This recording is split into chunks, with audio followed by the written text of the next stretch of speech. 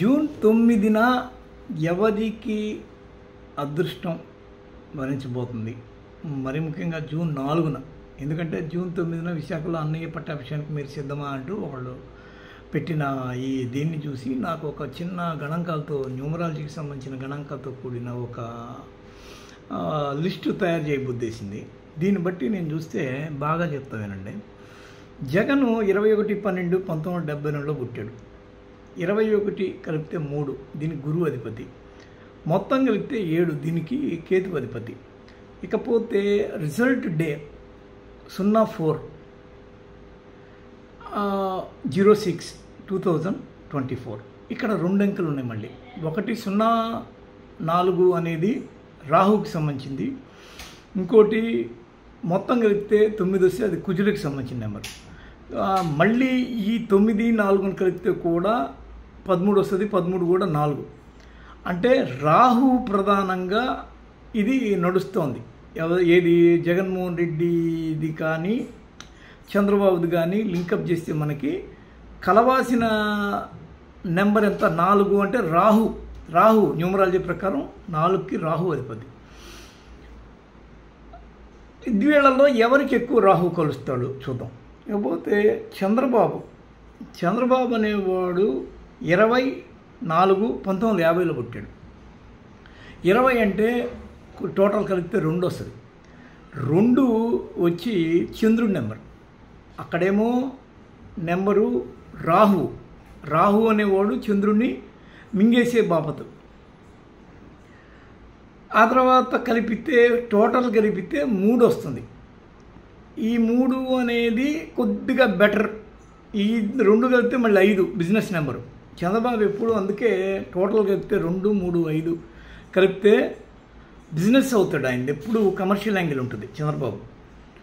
ఓవరాల్గా ఎటు నుంచి ఎటు చూసినా 4ని ఎవరు ఎక్కువ గొప్పగా హ్యాండిల్ చేస్తారు అంటే చంద్రుడా గురువా? అంటే ఒక రకంగా చెప్పాలంటే గురువు ఆగమంటే శనేశ్వరుడే ఆగుతాడు. శనేశ్వరుడు ఎవరు అంటే రాహు ఎవరు అంటే శనేశ్వరులో సగం, కుజుల్లో సగం కేతువుగా చెప్తుంది శాస్త్రం. ఇప్పుడు 4 అనే ఈ అంకెని ఎవరు ఎక్కువ ఆపగలరు, హ్యాండిల్ చేయగలరు అంటే 100కి 100% గురువే. అంటే 3 హ్యాండిల్ చేయగలదు 4ని. 2 కన్నా 2కి అంటే చంద్రగ్రహణము అది ఇది అని అంటారు చూసారా? ఈ రాహు కేతువుల మధ్య జరిగే ఒకనొక మింగేస్తారు అది ఇది అని అంటారు చూసారా? వీళ్ళకి పడదు. రాహుకి చంద్రుడికి ఆ మాటకు వస్తే సూర్యుడికి కూడా పడరు. అంటే ఈ 2 ఆయన చంద్రబాబు నాయుడు అని పేరు ఉండడము ఒక పక్క, 2 అంకె చంద్రుడికి సంకేతం కావడం ఒక పక్క, 4 అనేది రాహుకి రిప్రజెంట్ చేయడం ఒక పక్క. వీటన్నిటిని బట్టి చూస్తే ఆ రోజు చంద్రబాబుకి చంద్రగ్రహణమే. మీకు జగన్ అనేవాడు టోటల్ కలిపితే గురువు వస్తున్నాడు, కేతువు వస్తున్నాడు. టోటల్ కలిపితే 7 కేతువు వస్తాడు. కేతువు కూడా రాహుకి సరిజోడి, ఇద్దరు ఫ్రెండ్స్. కాబట్టి రిజల్టు కేతువు కూడా ఇక్కడ కలుస్తున్నాడు. ఇద్దరికి ఒక లింక్ ఉంది.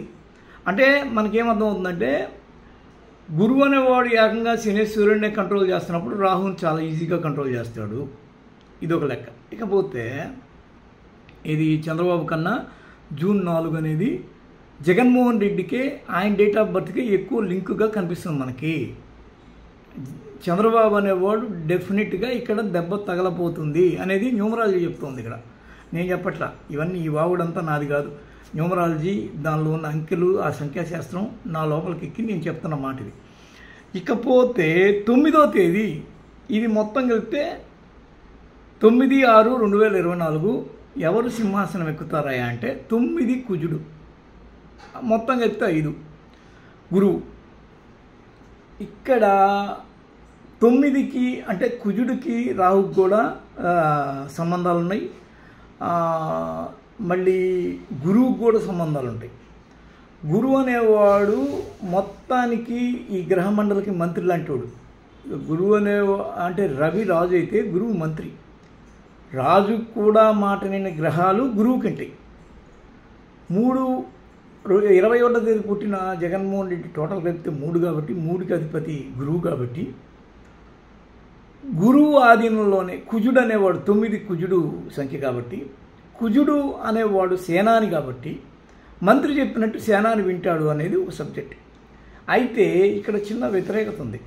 ఓవరాల్గా 9/6/2024 అనేది కలిపితే 5 వస్తుంది. 5 బుధుడికి మళ్ళీ గురువుకు పడదు. నేను ఉన్న ఫ్యాక్ట్ చెప్పాలి, అన్నీ పులిహోర కలిపిస్తే అవ్వదు కదా. ఎక్కడో చిన్న వ్యతిరేకత ఏదన్నా పిలుపుకడం ఆయన ప్రమాణ స్వీకార సమయానికి, అంటే అధికారంలోకి వచ్చేస్తాడు. ప్రమాణ స్వీకారము అనే దానికి చిన్న ఏదో నిరసనో లేకపోతే అడ్డంకో లేకపోతే ఎవరైనా ఉత్తర్వు జారీ చేయడము ఇలాంటిది ఒకటి ఇండైరెక్ట్ సెన్స్లో జగన్మోహన్ రెడ్డి ఎదుర్కొనే అవకాశం ఉంది అని మాత్రం మనకి సంఖ్యాశాస్త్రం చెప్తుంది. ఇది మొత్తం లెక్కలేసి నేను చెప్తున్న ఒకనొక విధం ఇది. నాకు తెలిసినంత వరకు న్యూమరాలజీ ప్రకారం ఇప్పుడు నేను చూసా, ఈ అంకె చూసి కలిసి వస్తుందా లేదా, ఈ యొక్క సమయంలో జగన్మోహన్ రెడ్డి నిజంగానే విశాఖ నుంచి ప్రమాణ స్వీకారం చేస్తాడా లేదా చూడడానికి నేను చేసిన ప్రయత్నంలో నాకు కనిపించిన ఒకనొక వివరణ ఏంటంటే 4వ తేదీ చంద్రబాబు కన్నా, వచ్చే 4వ తేదీ చంద్రబాబు కన్నా జగన్మోహన్ రెడ్డికి ఎక్కువ కలిసి వస్తుంది. ఫ్యాక్ట్ నెంబర్ 1 న్యూమరాలజీ ప్రకారం ఇది తీసి పక్కన పెట్టుకోండి. రెండోది 9వ తేదీ ప్రమాణ స్వీకారం అని చాలామంది అంటున్నారు కదా, దీనిలో ఏదన్నా తేడా రావచ్చు, ఇది చూసుకోండి. ఈ రెండు నేను దీని ద్వారా చెప్పదలుచుకుంది.